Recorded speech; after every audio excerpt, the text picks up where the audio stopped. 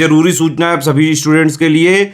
Study for civil services का Android app Google play store में आ चुका है, उसको प्लीज तुरंत इंस्टॉल कर लीजिए।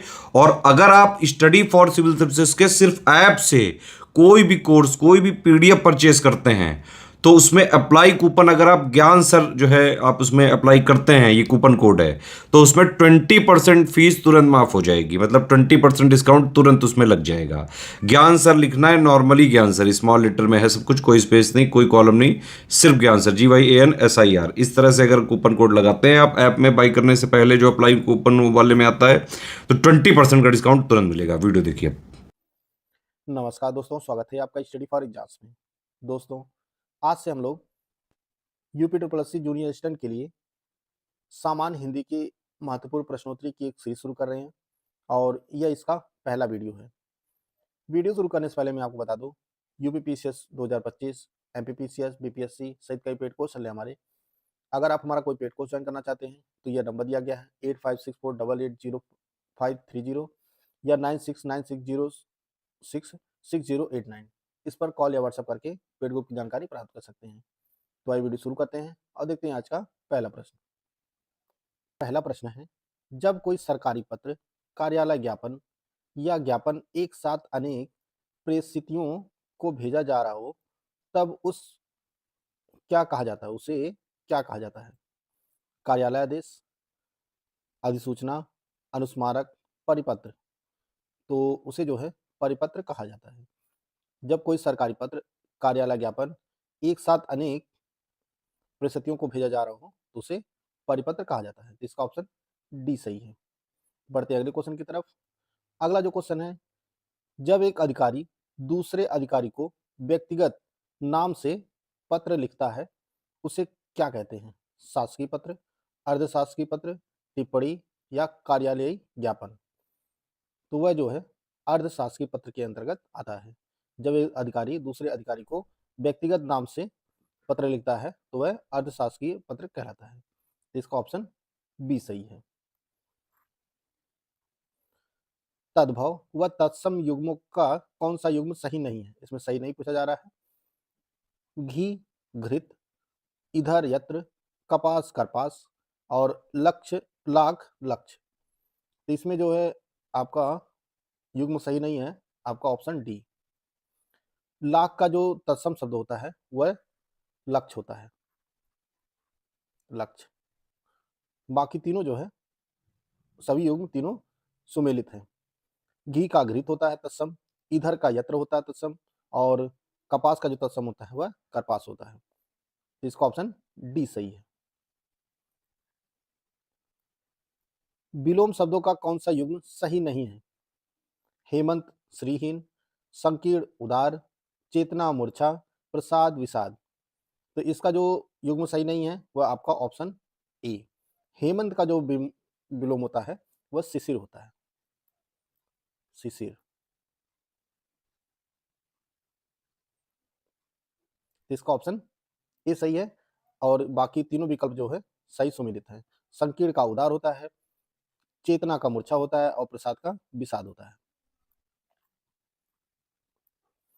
किस विकल्प में युग्म शब्द का अर्थ भेद सुमेलित नहीं है? एक तरफ शब्द दिए गए हैं और दूसरी तरफ उनके अर्थ दिए गए हैं, उनका जो है कौन सा युग्म सही सुमेलित नहीं है आपको यह बताना है। ग्रह, गृह, प्रेक्षक, प्रेषक, दिन, दिन, अविराम, अविराम। यह जो है सभी संस्कृत शब्द है। पहला वाला ऑप्शन देख लेते हैं। ग्रह का नक्षत्र होता है और गृह का घर होता है।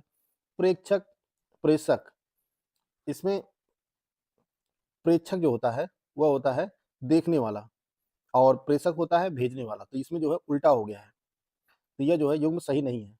प्रेक्षक हो जाएगा देखने वाला और प्रेषक हो जाएगा भेजने वाला। और दिन का दिवस होता है और दिन का असहाय होता है। अविराम का सुंदर होता है और अविराम का लगातार होता है विराम का जो होगा वह लगातार हो जाएगा। तो इसका सही सम्मिलित नहीं है, वह ऑप्शन बी है।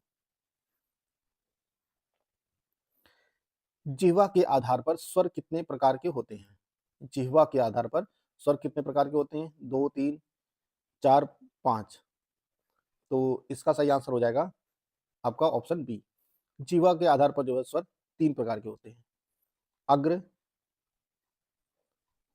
मध्य और पश्च।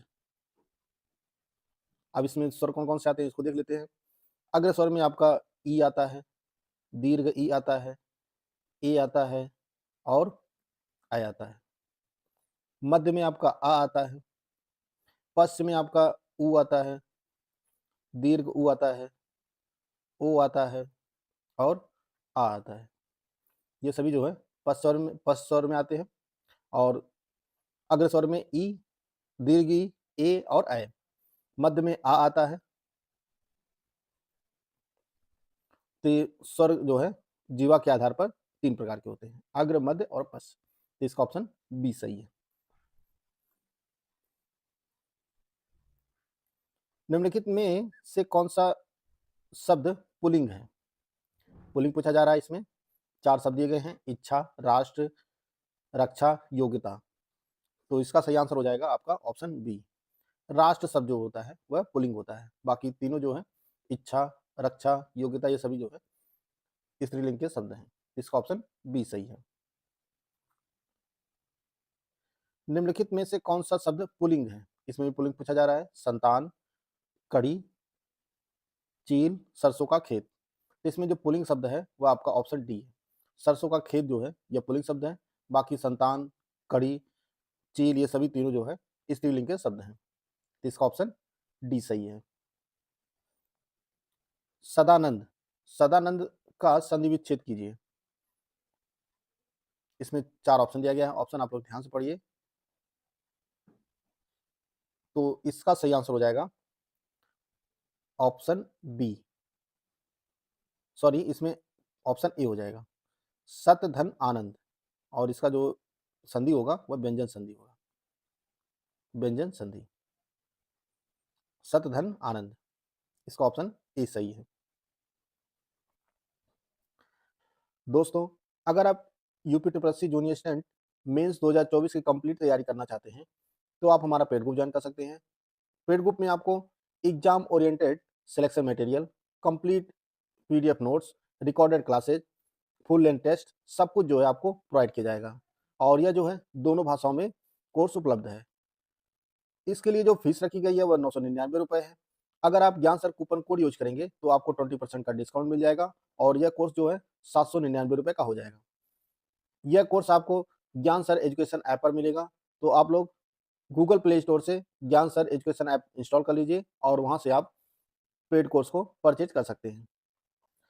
10वां नंबर प्रश्न है, अध्यक्ष में कौन सा उपसर्ग है? उपसर्ग हमेशा शब्द के पहले लगता है। 4 ऑप्शन दिया गया इसमें, अभि, अधि, अत, अद। तो इसमें सही आंसर आपका हो जाएगा ऑप्शन बी। अध्यक्ष में उपसर्ग जो जुड़ता है वह अधि जुड़ता है। तो इसका ऑप्शन बी सही है। संग्राम, संग्राम में कौन सा उपसर्ग है? 4 ऑप्शन दिया गया, आप लोग ऑप्शन को ध्यान से पढ़िए। तो इसका सही आंसर हो जाएगा ऑप्शन डी, संग्राम में सम उपसर्ग है। 12 नंबर प्रश्न है, निम्न में से कौन सा शब्द तत्सम है? प्रिय, पिया, मोर, चार। तो इसमें प्रिय जो शब्द है वह तत्सम शब्द है, बाकी पिया, मोर, चार ये सभी जो है तद्भव शब्द हैं। निम्न में कौन सा शब्द देशज है? 4 शब्द दिए गए हैं, ठेठ, आराम, इंटर, अदालत। तो इसमें जो देशज शब्द है वह आपको आपका ऑप्शन ए, ठेठ जो शब्द है वह देशज है। आराम जो शब्द है वह फारसी है, फारसी का शब्द है आराम। इंटर आप लोगों को पता ही है इंग्लिश का शब्द है और अदालत जो है अरबी शब्द, अरबी भाषा का शब्द है। तो इसका ऑप्शन ए सही है, ठेठ जो है देशज भाषा का शब्द है।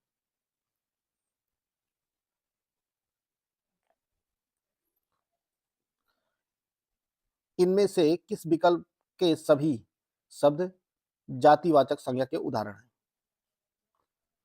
4 ऑप्शन दिए गए, आप लोग ऑप्शन आप लोग ध्यान से पढ़िए। किस विकल्प में जो है सभी शब्द जातिवाचक संज्ञा के उदाहरण हैं? तो इसका ऑप्शन डी सही है, गांव और गाय जो है दोनों जातिवाचक संज्ञा के उदाहरण हैं। इसका ऑप्शन डी सही है। निम्नलिखित प्रश्न में 4 विकल्प में से उस विकल्प का चयन करें जो भाववाचक संज्ञा का सही विकल्प नहीं है। इसमें नहीं पूछा जा रहा है कौन-सा विकल्प में जो है भाववाचक संज्ञा नहीं है। उपेक्षा, मित्रत्व और सुखद, कायरता, 4 शब्द दिए गए हैं। इसमें सुखद जो शब्द है, सुखद, इसमें भाववाचक संज्ञा नहीं है। अगर इसे भाववाचक संज्ञा का उदाहरण बनाना है तो इसमें जो है सुख हो जाएगा। सुख शब्द जो है यह भाववाचक संज्ञा का उदाहरण है। बाकी तीनों जो है, तीनों में भाववाचक संज्ञा है। तो इसका ऑप्शन सी सही है।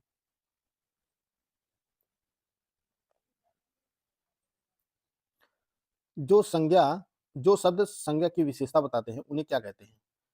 जो शब्द संज्ञा की विशेषता बताते हैं उन्हें क्या कहते हैं? तो उन्हें विशेषण कहते हैं। इसका ऑप्शन बी सही है।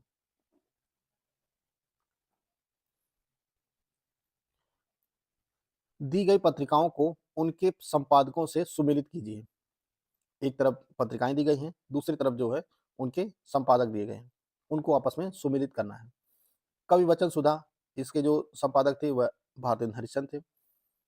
हिंदी प्रदीप के जो संपादक थे वह बालकृष्ण भट्ट थे। ब्राह्मण पत्रिका के संपादक प्रताप नारायण मिश्र थे और सदादर्श जो पत्रिका के संपादक थे वह लाला श्रीनिवास दास थे। तो इसका जो सही आंसर हो जाएगा 3, 4, 1, 2, यानी इसका ऑप्शन ए सही है।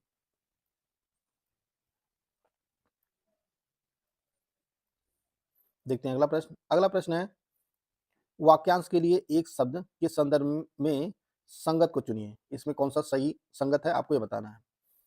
जिसकी इप्सा जिसकी इप्सा की गई हो, ईशान। जो छाती के बल चलता हो, उच्छिप्त। जिसकी दोनों पक्षों में निष्ठा हो, उभयनिष्ठ। जो अच्छे कुल में उत्पन्न हुआ, कृतार्थ। तो इसमें सही आंसर आप लोग चुनिए। तो इसका जो सही आंसर हो जाएगा वह हो जाएगा आपका ऑप्शन सी। जिसकी दोनों पक्षों में निष्ठा हो उसे उभयनिष्ठ कहा जाएगा। जिसकी इप्सा की गई हो उसे ईशान नहीं, उसे इप्सित कहा जाएगा, इप्सित। और जो छाती के बल चलता हो वह जो है उरग। इसके लिए एक शब्द होगा उरग। और जो अच्छे कुल में उत्पन्न हुआ उसके लिए कुलीन शब्द होता है, कुलीन। इसका ऑप्शन सी सही है। इनमें से रचनाकार और रचना की दृष्टि से विकल्प कौन सा विकल्प सही सुमेलित नहीं है? एक तरफ रचनाकार दिए गए हैं, दूसरी तरफ जो है उनके साथ रचना दी गई है। हरि अयोध्या सिंह उपाध्याय, हरिऔध, प्रिय प्रवास। मैथिली शरण गुप्त, रंग में भंग। हरिवंश राय बच्चन, मधुकलश। और राम नरेश त्रिपाठी, विष्णु प्रिया। इसमें जो सही विकल्प नहीं है वो आपका ऑप्शन डी। ये जो विष्णु प्रिया रचना है ये आपका मैथिली शरण गुप्त की यह रचना है। मैथिली शरण गुप्त जी की रचना है विष्णु प्रिया। बाकी तीनों ऑप्शन जो है वह सही सुमेलित हैं। हरिऔध हरिऔध जी की रचना है प्रिय प्रवास। मैथिली शरण रंगभंग जो रचना है यह मैथिली शरण गुप्त जी की है। और मधुकलश तो आपको पता ही होगा यह हरवंश राय बच्चन की है। तो इसका ऑप्शन डी सही है। यह संस्कृत शब्द दिया गया है, असक्त असक्त। इसका अर्थ बताना है। दोनों को भिन्न अर्थ होते हैं आपको पता ही है। तो इसका जो सही आंसर हो जाएगा वह हो जाएगा आपका ऑप्शन डी। इस आसक्त का जो अर्थ होता है वह असमर्थ होता है और इस आसक्त का जो अर्थ होता है वह विरक्त होता है। इसका ऑप्शन डी सही है।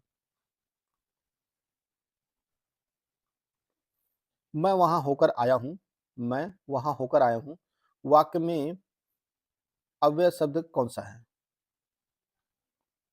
मैं वहां होकर आया हूं, वाक्य में अव्यय शब्द कौन सा है? इसमें अव्यय पहचानना है। मैं वहां होकर हूं, तो इसमें वहां शब्द जो है वह अव्यय शब्द है। तो इसका ऑप्शन बी सही है। निम्नलिखित विलोमार्थी शब्द युग्मों में असंगत है। 4 ऑप्शन दिया गया है। कौन सा एक युग्म जो है असंगत आपको पहचानना है। अल्पज्ञ, बहुज्ञ, अल्पायु दीर्घायु, अंतरंग बहिरंग, अक्षर सक्षम। तो इसमें जो असंगत युग्म है वह आपका ऑप्शन डी है। अक्षर का जो विलोम होगा वह क्षर होगा। बाकी तीनों जो है वह सही युग्म है। अल्पक का बहुग और अल्पायु का दीर्घायु, अंतरंग का बहिरंग। तो इसका ऑप्शन डी सही है। बढ़ते अगले क्वेश्चन की तरफ। अगला क्वेश्चन है, निम्न में से बहुवचन शब्द का चयन कीजिए। 4 शब्द दिए गए, इनमें कौन सा एक शब्द बहुवचन है? योद्धा, पानी, जनता, वर्षा। तो इसमें योद्धा शब्द जो हम है यह बहुवचन का शब्द है। बाकी तीनों जो है एक वचन है। पानी, जनता, वर्षा ये सभी एक वचन के शब्द हैं। कहने को ऐसा तरीका तो होना ही चाहिए। कहने का ऐसा तरीका तो होना ही चाहिए वाक्य में निपात शब्द है। 4 ऑप्शन दिया गया है। ऑप्शन आप लोग ध्यान से पढ़िए। निपात वह शब्द होते हैं किसी बात को ज़्यादा जोर देने के लिए जिन शब्दों का प्रयोग होता है वह निपात कहलाता है। इसमें जोर देने के लिए जिन शब्दों का प्रयोग हुआ है उसमें एक तो आपका तो हो गया और दूसरा ही हो गया। तो इसका ऑप्शन डी हो जाएगा। कहने का तरीका, कहने का ऐसा तरीका तो होना ही चाहिए। तो इसका ऑप्शन डी सही है। निम्नलिखित में से पर्यायवाची शब्द का कौन सा युग्म सही नहीं है? 4 ऑप्शन दिया गया है। ऑप्शन आप लोग ध्यान से पढ़िए। भय त्रास, रात जन्नी, वृक्ष द्रुम, वायु अनल। तो इसमें जो आपका युग्म सही नहीं है वो आपका ऑप्शन डी है। वायु का जो पर्यायवाची होता है वह अनिल होता है। अनिल। अनल जो है ये आग का है। बाकी तीनों जो है वह सही है। भय का त्रास होता है, रात का जन्नी होता है, रजनी होता है और वृक्ष का द्रुम। दिए गए वाक्य का काल ज्ञात कीजिए। कौशिक लौटा हो, कौशिक लौटा हो। इसमें कौन सा काल है? पूर्ण वर्तमान, अपूर्ण वर्तमान, संभाव्य वर्तमान या तात्कालिक वर्तमान। तो इसका सही आंसर आपका हो जाएगा ऑप्शन सी। संभाव्य वर्तमान काल का उदाहरण है कौशिक लौटा हो। इसका ऑप्शन सी सही है। कुंडलिया छंद किन 2 छंदों के योग से बनता है? तो कुंडलिया छंद जो है दोहा और रोला छंदों के योग से बनता है। इसका ऑप्शन ए सही है।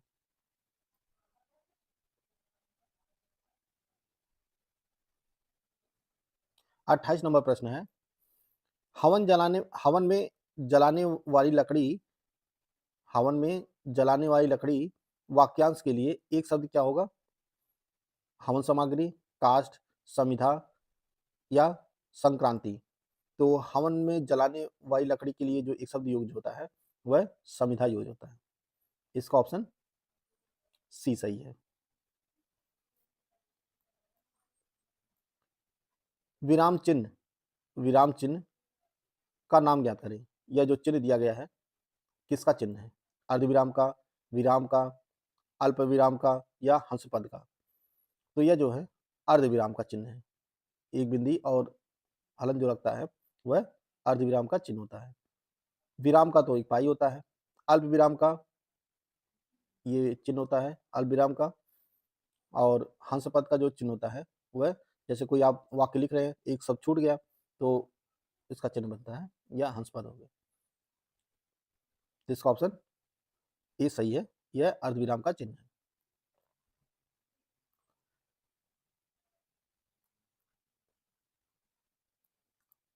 पर्यायवाची शब्दों का निम्नलिखित में से कौन सा युग्म सही नहीं है?